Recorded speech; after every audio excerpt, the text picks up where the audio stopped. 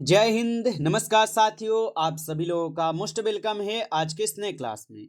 साथियों, आज के इस क्लास में हम सभी लोग पढ़ने वाले हैं बीएसएससी कार्यालय परिचारी भर्ती 2026 के एग्जाम के लिए मोस्ट इम्पोर्टेंट प्रीवियस ईयर के क्वेश्चन को, जो कि साथियों आपके बीएसएससी कार्यालय परिचारी भर्ती 2026 के एग्जाम के लिए काफ़ी इम्पोर्टेंट है। तो आप सभी लोग इस क्लास को बिल्कुल अच्छी तरीके से लास्ट तक देखिएगा और इस क्लास में दिए जाने वाले इन सभी क्वेश्चन को आप अच्छे से जरूर याद कर लीजिएगा, जिससे कि आप अपने एग्जाम में सभी क्वेश्चन को आसानी तरीके से बना पाएंगे। तो चलिए साथियों, क्लास को स्टार्ट करते हैं। उनसे पहले यदि आप इस चैनल पे पहली बार जुड़ रहे हैं तो साथियों आप इस चैनल को सब्सक्राइब कर लीजिए और सब्सक्राइब करके आप ऑल नोटिफिकेशन को भी ऑल पे दबा लीजिएगा, जिससे कि जब भी कोई नई क्लास हो सबसे पहले क्लास का नोटिफिकेशन आपके पास पहुंच सके। तो साथियों आप इस चैनल को सब्सक्राइब कर लीजिए, साथ ही साथ आप इस क्लास को भी साथियों लाइक जरूर कर लीजिएगा। तो चलिए क्लास को स्टार्ट करते हैं और देखिएगा साथियों क्वेश्चन क्या है। साथियों क्वेश्चन है कि भारत में पहली बार रेडियो का प्रसारण ये कब शुरू हुआ था। चलिए साथियों बताएंगे। ये सभी क्वेश्चन साथियों आपको काफ़ी इंपॉर्टेंट और सिलेक्टेड क्वेश्चन करवा रहे हैं, जो कि साथियों आपके पेपर में 100% ये सभी प्रश्न पूछे जाएंगे। तो आप अच्छे से इन प्रश्न को जरूर याद कर लीजिएगा और बताएंगे साथियों कि भारत में पहली बार रेडियो का प्रसारण ये कब शुरू हुआ था। तो साथियों आप याद रखेंगे, यह होता है शुरू 1923 में। ऑप्शन ए सही जवाब है 1923 में। अगला प्रश्न है साथियों यहाँ पे, किस अनुच्छेद के अंतर्गत राष्ट्रपति शासन लगाया जाता है। चलिए बताएंगे साथियों कि किस अनुच्छेद के अंतर्गत राष्ट्रपति शासन लगाया जाता है।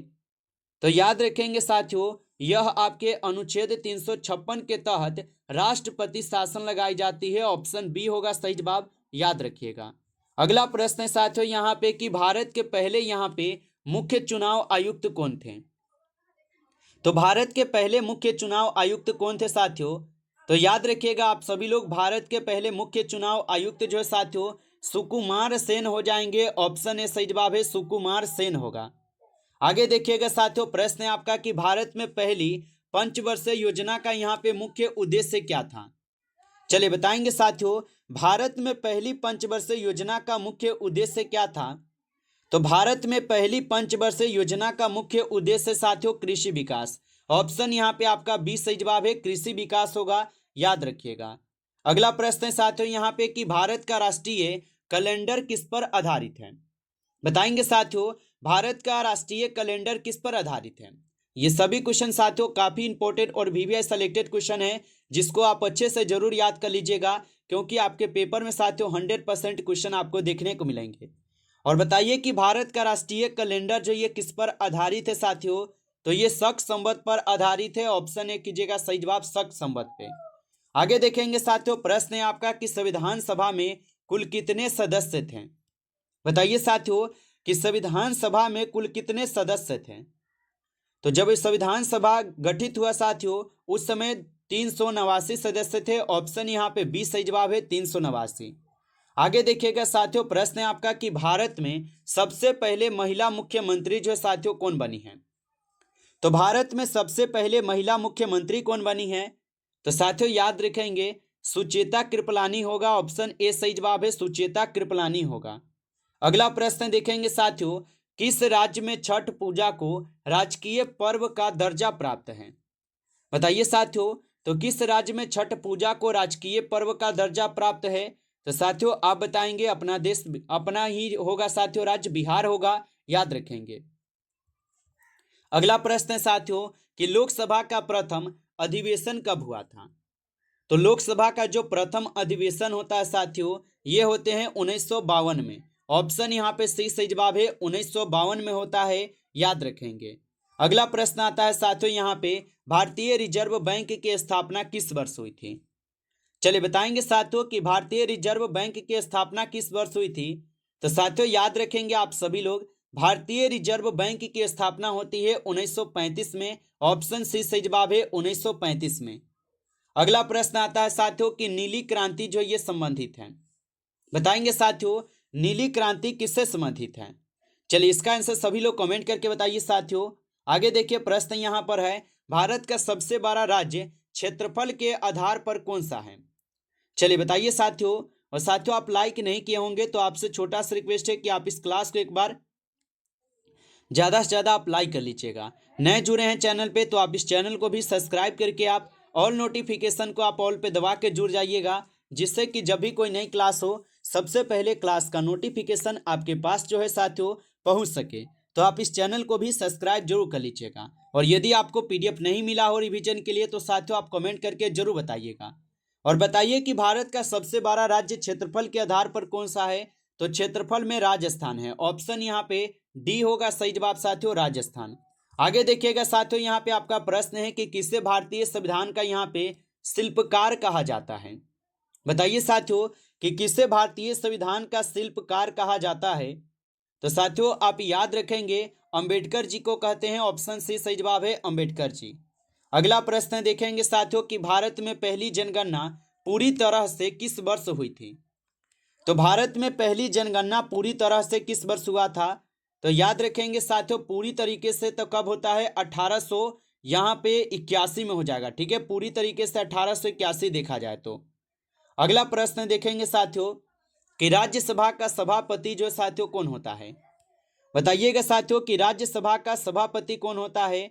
तो राज्यसभा का होता है उपराष्ट्रपति। ठीक है साथियों, उपराष्ट्रपति जो ये राज्यसभा का सभापति होता है। आप अच्छे से इनको याद रखेंगे।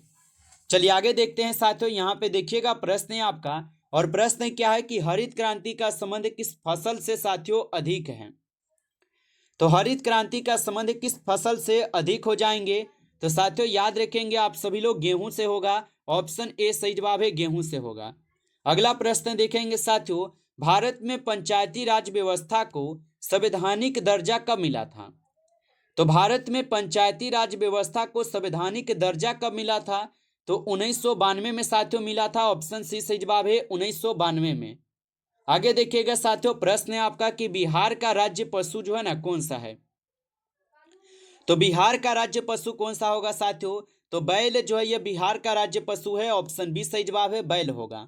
आगे देखिएगा साथियों, प्रश्न है कि राष्ट्रीय एकता दिवस जो है ये कब मनाया जाता है? चलिए बताएंगे साथियों कि राष्ट्रीय एकता दिवस जो है ये कब मनाया जाता है? तो राष्ट्रीय एकता दिवस मनाते हैं 31 अक्टूबर को। ऑप्शन बी सही जवाब है, 31 अक्टूबर को मनाते हैं, याद रखिएगा। चलिए आगे देखेंगे साथियों, यहाँ पे आपका प्रश्न है कि मेक इन इंडिया कार्यक्रम की जो शुरुआत है साथियों ये किस वर्ष हुई थी? तो मेक इन इंडिया कार्यक्रम की शुरुआत किस वर्ष हुई थी? तो साथियों याद रख लीजिएगा 2013 में। ऑप्शन ए सही जवाब है, 2013 में होती है, याद रखिएगा। अगला प्रश्न आता है साथियों यहाँ पे कि किस भारतीय राज्य की सीमा सबसे अधिक राज्यों से लगती है?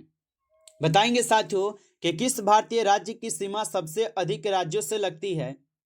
तो साथियों यहाँ पे आपका सही जवाब हो जाएंगे उत्तर प्रदेश। ऑप्शन ए सही जवाब है, उत्तर प्रदेश होगा, याद रखिएगा। अगला प्रश्न आता है साथियों कि प्रोजेक्ट टाइगर कब शुरू किया गया था? चलिए बताएंगे साथियों कि प्रोजेक्ट टाइगर जो है ये कब शुरू किया गया था? तो याद रखेंगे साथियों प्रोजेक्ट टाइगर जो है 1972 में शुरू होता है। ऑप्शन बी सही जवाब है, 1972 में। अगला प्रश्न है साथियों, राष्ट्रपिता का संबोधन सबसे पहले किसने दिया था? चलिए बताएंगे साथियों कि राष्ट्रपिता का संबोधन सबसे पहले किसने दिया था? तो साथियों याद रखेंगे आप सभी लोग, रविंद्रनाथ टैगोर जी दिए थे। ऑप्शन डी यहाँ पे सही जवाब है, याद रखेंगे।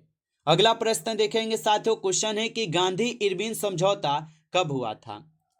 चलिए बताएंगे साथियों कि गांधी इरविन समझौता कब हुआ था? तो साथियों याद रखिएगा गांधी इरविन समझौता होता है आपके 1931 में। ऑप्शन सी सही जवाब है, 1931 में। अगला प्रश्न है साथियों यहाँ पे मंगलयान मिशन का प्रक्षेपण जो है ये कब किया गया था? चलिए बताएंगे साथियों कि मंगलयान मिशन का प्रक्षेपण कब किया गया था? तो साथियों याद रखेंगे आप सभी लोग, यहाँ पे इस क्वेश्चन का आपका सही जवाब हो जाएंगे 2013 में। ऑप्शन यहाँ पे बी सही जवाब है, याद रखिएगा साथियों। अगला प्रश्न यहाँ पे आता है कि नालंदा विश्वविद्यालय किस राज्य में स्थित है? चलिए बताएंगे साथियों कि नालंदा विश्वविद्यालय किस राज्य में स्थित है? तो साथियों नालंदा विश्वविद्यालय जो है साथियों ये आपके बिहार राज्य में स्थित है। ऑप्शन बी सही जवाब है, बिहार राज्य में स्थित है, याद रखिएगा। अगला प्रश्न यहाँ पे आपका आता है कि गुरुत्वाकर्षण का सिद्धांत किसने दिया था।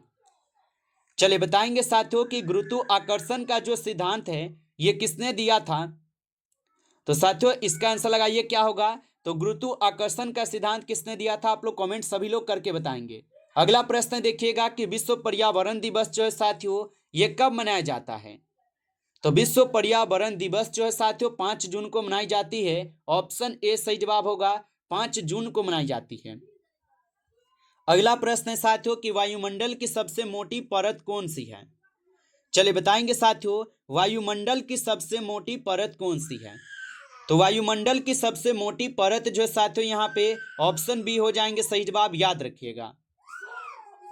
चलिए आगे बढ़ते हैं और अगला क्वेश्चन देखिएगा। यहाँ पे आपका क्वेश्चन है और क्वेश्चन क्या दिया गया है कि भारत का सबसे प्राचीन पर्वत जो है कौन सा है। चलिए बताएंगे साथियों कि भारत का सबसे प्राचीन पर्वत कौन सा है।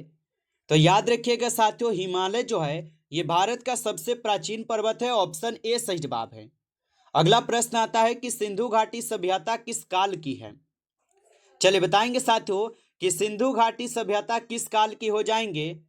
तो साथियों सिंधु घाटी सभ्यता जो ये कांस्ययुगीन काल के है या लोह, तो ये हो जाएंगे आपके लोहयुगीन काल के, ऑप्शन सी यहाँ पे सही जवाब होगा। आगे देखिएगा साथियों यहाँ पे आपका प्रश्न है भारत का संविधान किस देश के संविधान से सबसे अधिक प्रभावित है। तो भारत का जो संविधान है साथियों सबसे अधिक प्रभावित अमेरिका के संविधान से है, ऑप्शन बी होगा सही जवाब, अमेरिका के संविधान से। अगला प्रश्न देखिएगा कि लाल किरण किस प्रकार का विकिरण है। चलिए बताइए साथियों कि लाल किरण जो ये किस प्रकार का विकिरण होगा। तो साथियों आप याद रखेंगे पराबैंगनी हो जाएगा, ऑप्शन ए सही जवाब है, पराबैंगनी होगा। नमस्कार साथियों इस क्लास में टॉप 35 क्वेश्चन थे जो कि काफी इंपॉर्टेंट और सिलेक्टेड क्वेश्चन थे ये सभी क्वेश्चन। साथियों यदि आपको क्लास अच्छा लगा हो तो आप इस क्लास को साथियों जरूर लाइक कर लीजिएगा। चैनल पे पहली बार जुड़े हैं तो आप इस चैनल को सब्सक्राइब करके आप ऑल नोटिफिकेशन को ऑल पे दबा लीजिएगा, जिससे कि जब भी कोई नई क्लास हो सबसे पहले क्लास का नोटिफिकेशन आपके पास जो है पहुंच सके। तो आप इस चैनल को सब्सक्राइब जरूर कर लीजिएगा। चलिए फिर मिलते हैं आपसे नेक्स्ट टॉपिक के साथ नेक्स्ट क्लास में, तब तक के लिए जय हिंद जय भारत।